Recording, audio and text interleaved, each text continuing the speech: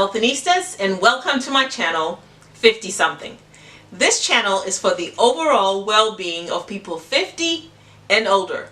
But don't worry, if you're in your teens, 20s, 30s, and 40s, you can still apply the content. Today I want to talk about I want to continue with episode 4 of my life as a kidney donor.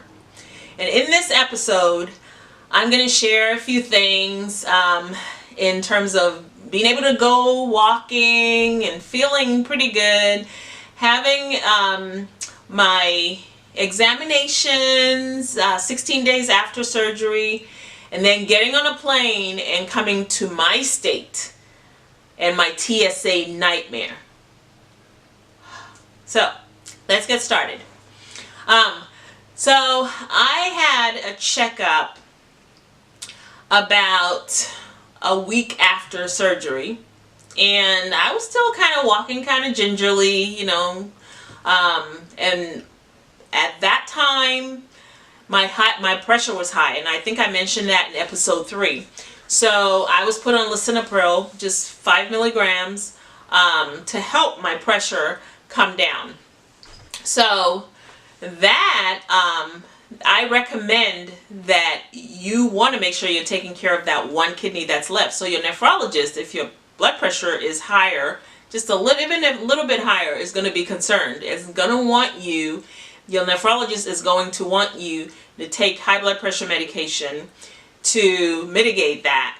That way you're not hurting that one kidney that you have left. So I was on that. Trust me, I wasn't happy about that, but in the long run I knew that it was helping me. So I was able to do that, and then I was recuperating well. And finally on day 16, my daughter and I went out. It was sunny outside, but still cold, because we're talking about this is January. And I was able to do my walk, and she filmed it, so I'm going to show you the clip of that, and I was really very happy. Day 16, taking steps one by one. Before it was, and that's her son Jonathan, supportive,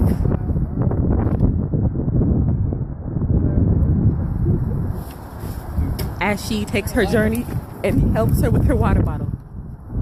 Tune in next time on 50 something original. Oh my God.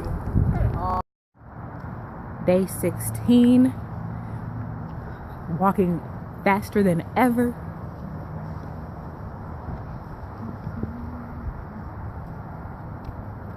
Oh my goodness, you do too much.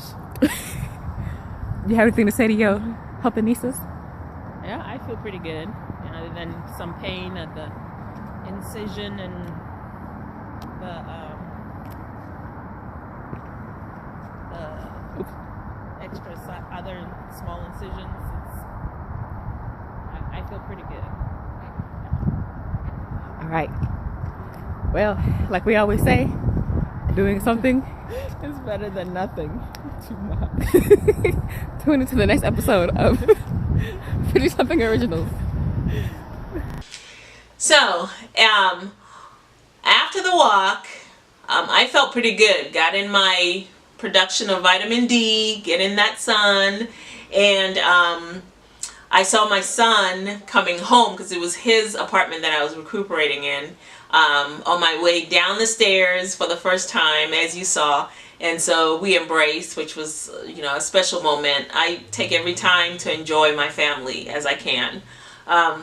So finally had an appointment, not finally, but had an appointment on day 16, and I noticed that my incision seemed to be lopsided. Like one side was just bulkier than the other side, and in my case it's the right side just seemed bulkier than the other side and seemed a little bit harder. So I brought that up at my appointment with the nephrologist, and he said that it's induration. Induration is when once you've had an incision, the tissue tends to settle in one spot and that tissue hardens. and that's called induration. So that's what I have. It's not nothing. It's not life-threatening or anything, but it's just annoying. So, but it's important to know those type of things. So I'm still, recuperating, but at this point, on the 7th of January, that will put me 18 days after surgery. That was when my plane ticket was for to come back to my state. So I'm flying from Virginia to my state. And I was told, people fly out 2 weeks after, and here I was 18 days. So I'm pretty much over 2 weeks at this point. Getting close to, not quite 3 weeks yet, but getting close to it. So I felt like, okay, other people have done this, I should be okay. And so we get on the plane. No, before I got on the plane, okay, you know how you have to, this is Washington, D.C. And I say that because I cannot believe how I was treated. So when it was time to get on the plane, this was at National, and some people call it Reagan National or National Airport. So we get on at the gate check-in, and of course I'm gonna go through, we're all going through x-rays. You gotta take your shoes off, the whole 9 yards. And I go through the x-ray machine, and I light up in my groin area, which is where I have the incision, and I do not know why. I don't know why that happened. So they wanted to just put their gloves on and then just press against me in that area to check. And I told them, I said, I have had surgery. And at that time I was wearing this shirt, and the back of this shirt says kidney donor 1. It's a big one, and then it has a Nova. It tells you, this whole shirt tells you that this person is possibly a kidney donor.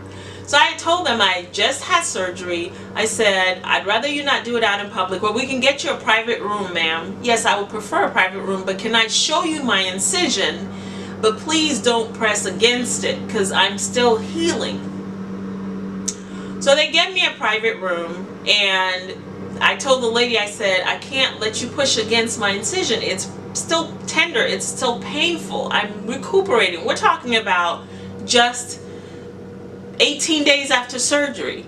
So she was like, well, if you're not gonna let me examine you, then I have to call my supervisor. I said, fine, call your supervisor. At this point, I'm beginning to tear up because I can't believe they're treating me this way. And it reminded me of the lady that had breast cancer, and her video went viral where she was in tears, and they were still examining her, and that was painful. That's what brought to my mind. And at this point, my daughter was taking our stuff off of the conveyor after it had gone through the x-ray machine, and I was put in a private room. Well, when the supervisor came in, I said to her, ma'am, I've just donated a kidney, I've had surgery, it's tender and where you said it lit up, so please don't press against it.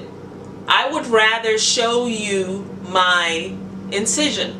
I don't know whether they're dense or what, but they, instead of just making provisions for somebody, they were like, well, we have to check it because you could have a bomb. Well, wouldn't it make sense to just let the person show you if they actually have a bomb versus you pressing your hand against it? If I had a bomb, wouldn't that set it off? That was... So anyway, I kept pleading with her, and she threatened me. She basically said to me that if you don't allow us to examine you, you will not get on the plane. Really? Really? So at this point, I'm in tears because I'm emotional. Not only that, I'm in pain. And so she goes through and she presses with the back of her hand with her gloves on against my incision, and I am crying. I am crying. I finish, I feel so violated. I come out of the room. My daughter's like, what's wrong? I tell her about it, and she's in tears. We're both in tears. We walk to the gate. We go sit down. They boarded. I mean, I was so distraught. I didn't even realize that they were even calling for final boarding. That's how distraught I was. So I went and stood there, and then the guy was like, "Oh, come on, we're doing final boarding." So, you know, I mean, if anybody that's in charge at TSA is watching this, there's gotta be some provision that's made for people that have surgery. They should be able to show you documentation. If they're in a private room, at least look at their incision instead of pressing against it and then making things just excruciating for them. I mean, that was just horrible for me. I was drained, and then on top of that, got on the plane and flew. I intentionally booked a non-stop flight because I knew it would be not too long after surgery.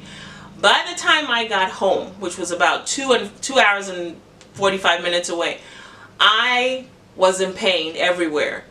Where my remaining kidney was, where my kidney that was taken, which was my left kidney, my incisions, the smaller incisions for the laparoscopic procedure, everything was aching. All I could do was just drink some water and crawl into bed. Yeah. So anyway, that was my trip and my TSA nightmare. My next one hopefully would be better, but this is all part of my journey in my life as a kidney donor. Now, for my healthinistas, make sure you're taking care of yourself, and remember, as I always say, doing something is better than nothing. Until next time.